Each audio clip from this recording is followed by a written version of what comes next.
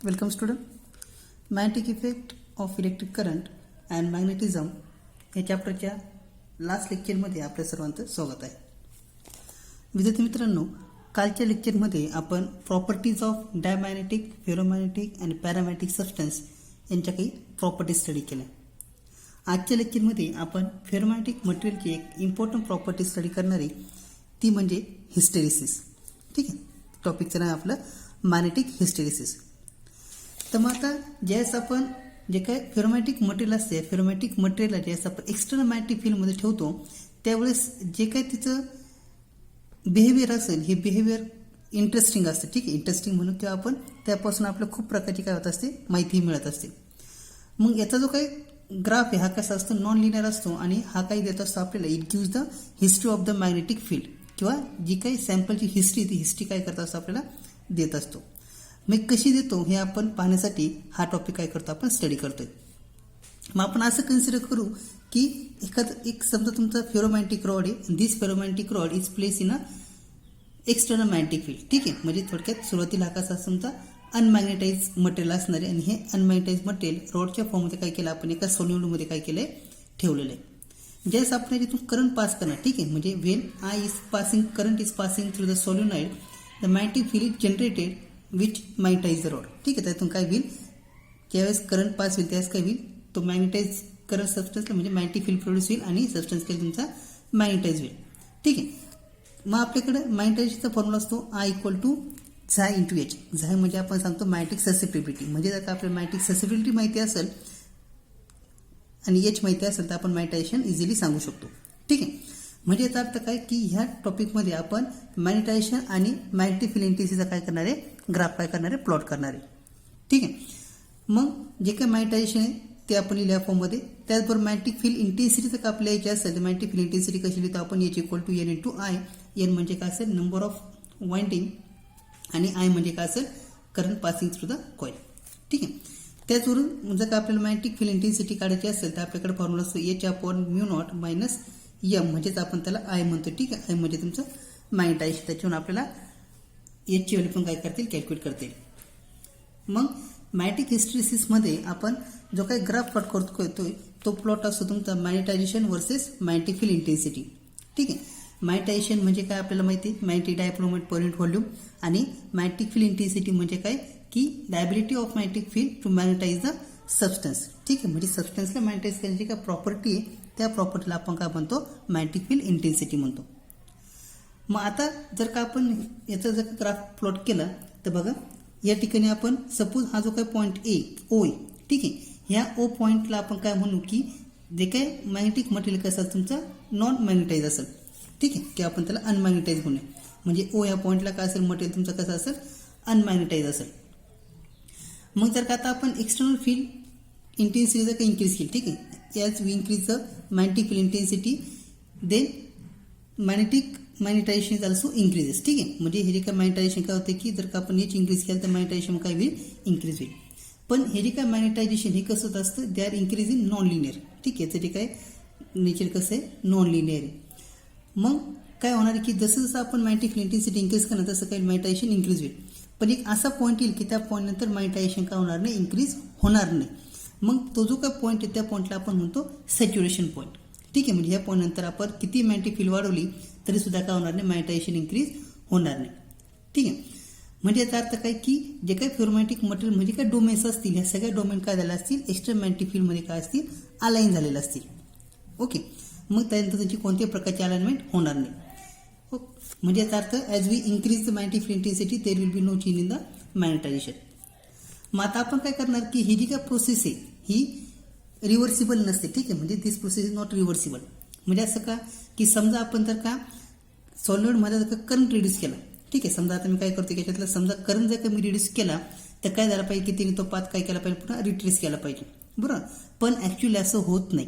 ठीक आहे, म्हणजे जर का आपण एच जर का झिरो केला, ठीक आहे, तर त्यास काय होईल की जे काय तुमचा बी हा बी मॅग्नेटायझेशन काय होतं तुमचं झिरो होत नाही. ठीक आहे, म्हणजे जरी आपण एच झिरो केला at that time I is not equal to zero. ठीक आहे, म्हणजे काय सांगतो आपण जरी आपण एच झिरो केला तरी तुमचा काय होत नाही I is not equal to zero, म्हणजे तो जो काय पॉईंट होता आपण ह्या बीने काय करतोय रिप्रेझेंट करतोय.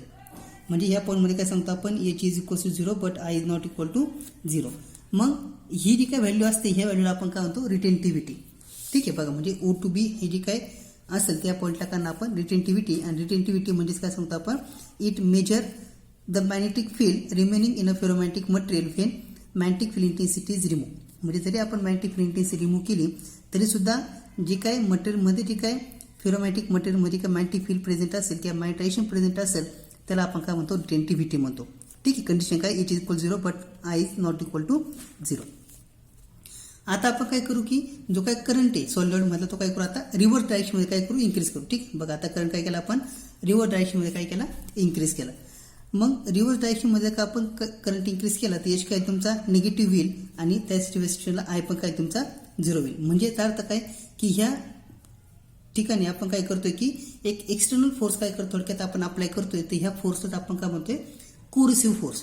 मग या फोर्समुळे काय होईल की जे काय मॅग्नेटायझिंग फील्ड आहे which is required to destroy the magnetization of the ferromagnetic material.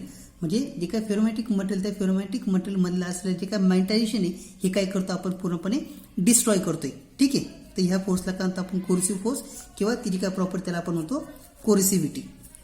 ठीक आहे, मग आपण यानंतर जर का आपण जरी आपण त्याची मॅग्नेटिक फील्ड जरी आता आपण इन्क्रीज केली तरी सुद्धा काही तुमचं पुन्हा काही ते एक मॅग्नेटिक म्हणजे मॅग्नेटायझेशनच्या हे सॅच्युरेशन पॉईंट येईल, त्यानंतर कोणत्या प्रकारची मॅग्नेटिक फील्ड इन्क्रीज होणार नाही.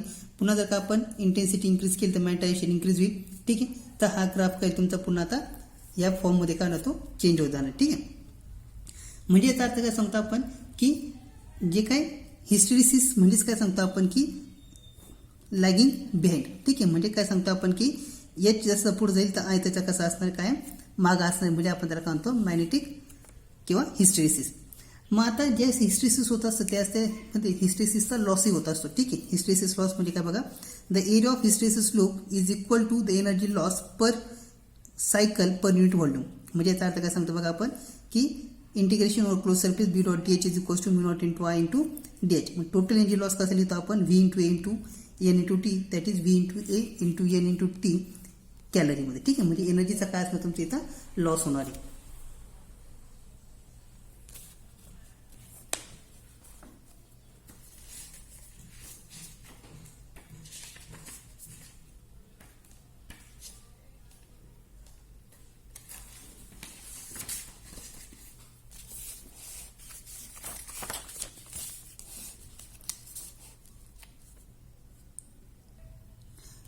बघा तिथं त्यानंतर जे काय फेरोमॅग्नेटिक मटेरियल हे दोन टाईपमध्ये काय करतो आपण त्यांना डिस्टिंग्विश करतो. एक असं तुमचं सॉफ्ट मॅग्नेटिक मटेरियल आणि एक असं तुमचे हार्ड मॅग्नेटिक मटेरियल.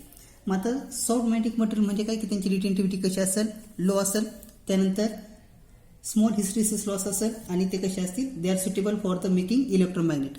ठीक आहे, आणि त्यांचा यूज कशासाठी केला जातो मॅग्नेटिक शिल्डिंगमध्ये. मॅग्नेटिक शिल्डिंग म्हणजे काय सांगतो आपण की जे काय मॅग्नेटिक शिल्डमध्ये थोडक्यात जे काय असे काही इन्स्ट्रुमेंट असतात की आपल्या मॅग्नेटिक फील्डपासून काय करायचे असतं प्रोटेक्ट करायचे असतात, त्यावेळेस आपण काय करत असतो हे मॅग्नेटिक शिल्ड काय करत असतो वापरत असतो.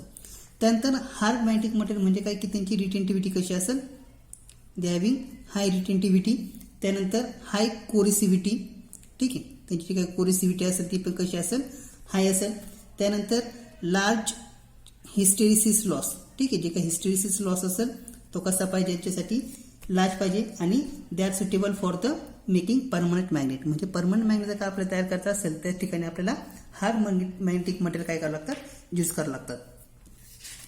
त्यानंतर आपण काय सांगितलं जो काही एरिया असेल ठीक आहे, म्हणजे जर का तुम्ही बघताय की आता ही जी काय डायग्राम याच्यामध्ये सपोज हा जो काही एरिया आहे ठीक आहे, हा जो काही एरिया जर का तुमचा लार्ज असेल तर त्या ठिकाणी तुमचं मटेरियल कसं असेल हार्ड असेल, आणि जर का तुमचा हा एरिया जर का स्मॉल असेल ठीक आहे, म्हणजे सपोज मी हा एक स्मॉल एरिया जर का मी लिहिला तर कसा असेल तो सॉफ्ट काय असणार तो सॉफ्ट मॅग्नेटिक मटेरियल असेल. तर अशा प्रकारे हा जो काही हिस्टेरिसिस जो का टॉपिक आहे तो काय केला आपण इथं संपवलेला आहे. त्यानंतर नेक्स्ट पॉईंट येतो म्हणजे मॅग्नेटिक शिल्डिंग.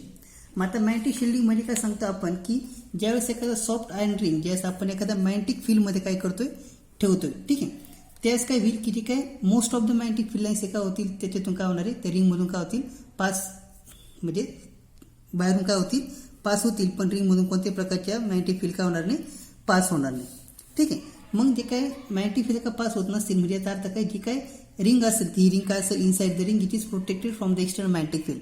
म्हणजे ज्या ठिकाणी आपल्याला मॅग्नेटिक फील्ड म्हणजे थोडक्यात बघा काही तुमचे रिस्ट वॉचेस असे असते की जे खूप कॉस्टली असतात, तर त्या कॉस्टली जे काही तुमचे रिस्ट वॉचेस असतील त्यांच्या कोणत्याही प्रकारच्या मॅग्नेटिक फील्डचा इफेक्ट होऊ नये म्हणून ते ज्या ठिकाणी प्रोटेक्ट केले जातात ते जे काही इन्स्ट्रुमेंट असतात त्याला आपण काय म्हणतो मॅग्नेटिक शिल्डिंग म्हणतो.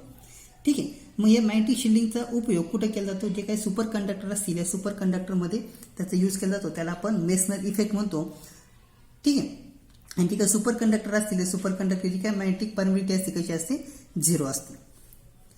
त्यानंतर नेक्स्ट पॉईंट येतो म्हणजे electromagnet. Next point is electromagnet. मग आता इलेक्ट्रोमॅग्नेट म्हणजे काय सांगतो आपण बघा, की जो काय करंट कॅरिंग सॉलिड असतो हा करंट कॅरिंग सॉलिड हा काय असतो आपला एक बार मॅग्नेट म्हणून काय करतो ऍक्ट होत असतो. मग ह्या सोलोनाइडमध्ये जर का आपण सॉफ्ट आयर्न रॉड जर का यूज केला त्याचा अर्थ काय म्हणजे काय मॅग्नेटायझेशन ते काय विल इन्क्रीज होईल किती 100 टाइम्स. मग त्या सॉलिनॉइडचं जर का मॅग्नेटायझेशन इन्क्रीज झालं तर त्यावेळेस काय आपण म्हणतो त्याला की it behave as a electromagnet. मग हा जो काही इलेक्ट्रोमॅग्नेट हा काय केला जातो की नंबर ऑफ टर्न्स काय असतील त्याचा का आपण इन्क्रीज केला त्यापासून काय तुमचं इलेक्ट्रोमॅग्नेट काय होईल तयार होईल.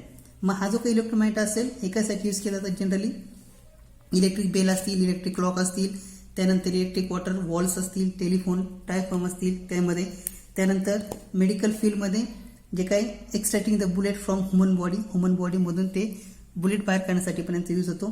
त्यानंतर जे काही क्रेन्स असतील म्हणजे लिफ्टिंग जे काही आपल्याला हार्ड मटेरियल किंवा काही लिफ्ट वगैरे असेल किंवा एखादं आपण म्हणू की ट्रक वगैरे जर का आपल्याला उचलायचे असेल त्या ठिकाणी आपण काय करत असतो इलेक्ट्रोमॅग्नेट यूज करत असतो. तर अशा प्रकारे हा जो का तुमचा मॅग्नेटिझम आणि मॅटरचा जो काय लास्ट टॉपिक आहे हा काय केला आज आपण इथं संपवलेला आहे.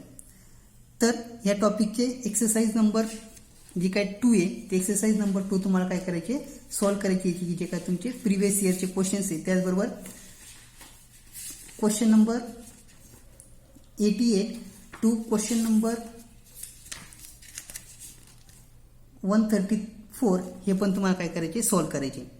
ठीक आहे. नेक्स्ट लेक्चरमध्ये आपण एक्सरसाइज नंबर 3 काय करणार आहे सॉल्व्ह करणार आहे. थँक्यू.